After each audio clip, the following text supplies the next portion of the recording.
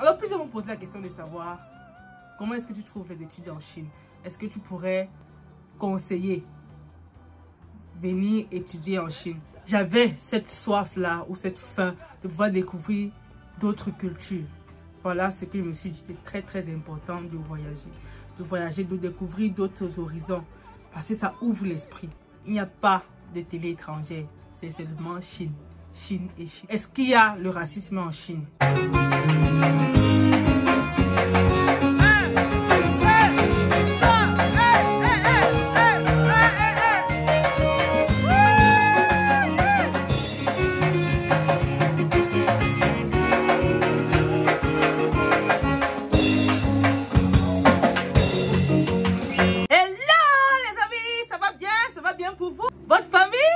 Vos amis, votre cœur, parlant de l'organe.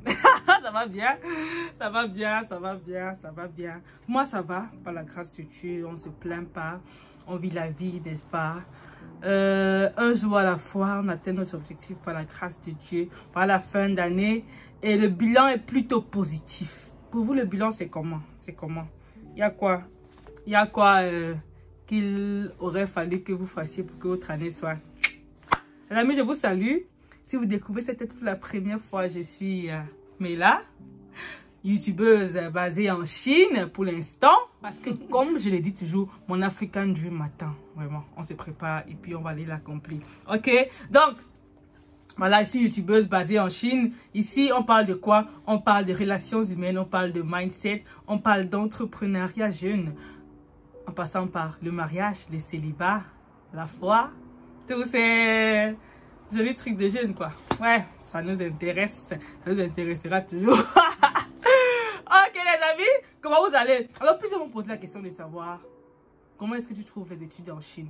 Est-ce que tu pourrais conseiller venir étudier en Chine? Bon, déjà que c'est devenu assez compliqué avec le virus pour ceux qui sont à l'extérieur de la Chine. Mais voilà, comment est-ce que toi tu ressens la chose en fait? Je ne sais pas si malheureusement, heureusement, je ne sais pas faire comme certains youtubeurs qui font des chit-chats avec voilà, le make-up et tout. Parce que vraiment, ma technique de make-up est super nulle. Ça me convient, moi. Vous voyez, j'aime le make-up light, naturel et tout. Je n'ai même rien mis sur mes yeux, si vous voyez bien. Donc, j'ai juste caché un peu quelques taches sur mon visage. Et voilà, c'est comme vous voyez. Les amis, comment est-ce que moi, je perçois ou comment est-ce que moi, je reçois les études en Chine? Comment ça se passe? Déjà, mes études sont focalisées sur quoi? C'est focalisé sur la linguistique. C'est plus le focus là-bas. Focalisé sur la linguistique. Mais ma filière en fait. Parce que initialement, ça devrait être la traduction, n'est-ce pas? Mais j'ai pas vraiment fait beaucoup en matière de traduction. Donc, même mon thème de mémoire est lié beaucoup plus à la linguistique. Donc, comment est-ce que je perçois cela? Vous savez, j'ai voulu venir en Chine. Déjà parce que j'en avais marre, n'est-ce pas? D'être fermé. Fermé dans le sens de... Tu ne connais que ce qui se passe dans ton environnement immédiat. Tu ne sais pas comment d'autres personnes vivent la culture d'autres personnes. Comment est-ce que d'autres personnes voient la vie. Véritablement, j'avais cette soif-là ou cette faim de pouvoir découvrir d'autres cultures. Voilà ce que je me suis dit. Je voulais vraiment. Ça, c'était l'une de mes motivations, en fait. Et donc, lorsque j'arrive en Chine, c'est en fait ça. Il y a tellement de personnes. Je peux vous dire que j'ai fait plus de la moitié des pays sur cette planète-ci, simplement en côtoyant des gens d'horizons différents. De belles personnes, de bonnes personnes. J'ai vraiment beaucoup vu, n'est-ce pas? Je ne sais pas peut-être aller dans ces pays physiquement, mais avoir des personnes, ça m'a un peu... je vais dire quoi? Ça m'a un peu renseigné, ça m'a intéressé davantage. J'ai rencontré des personnes de beaucoup de pays, de beaucoup vraiment. Que ce soit africain ou en dehors. Oh là là, c'est une merveilleuse expérience en fait. Si seulement pour ça, c'est top. C'est vraiment bien. J'ai rencontré des personnes du Népal, Chili, Mexique, Amérique, quoi? J'ai trop de pays. Bon, ça, c'est les pays hors du continent africain. Ah là, Pakistan, Ouzbékistan, beaucoup de stands, beaucoup de stands. Il y a plein, vraiment plein. Les pays africains, RDC, bon, les pays africains beaucoup, hein. Il y a un Suède, vous étiez Switzerland. Il y a beaucoup de pays, Afrique du Sud, Kenya, Afrique centrale, Tchad. Bon, le Tchad quand même, il y avait beaucoup de Tchadiens au Cameroun, donc forcément, on avait rencontré déjà beaucoup. Le Congo et tout ça. Finalement, je suis arrivé à une seule conclusion, les amis, nous sommes tous les mêmes. Nous sommes tous les mêmes, nous sommes tous pareils. On a peut-être la peau, n'est-ce pas, qui est plus claire d'un pays à un autre et tout ça, mais en réalité, les émotions, tout ça, nous sommes vraiment tous les mêmes.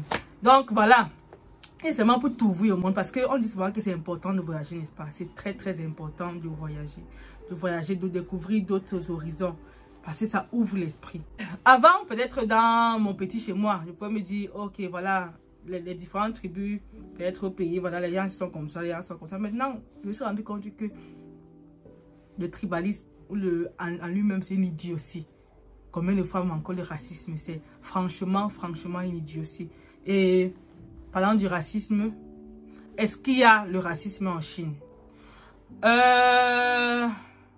Bon, on ne va pas se mentir, n'est-ce pas? On ne va pas se mentir.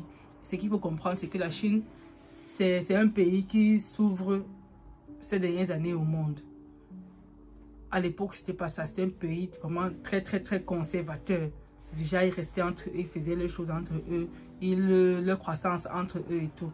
Donc, il y a plusieurs régions, plusieurs endroits ici en Chine où ils n'ont jamais même vu de noir. Ils n'ont jamais vu de noir avec les yeux.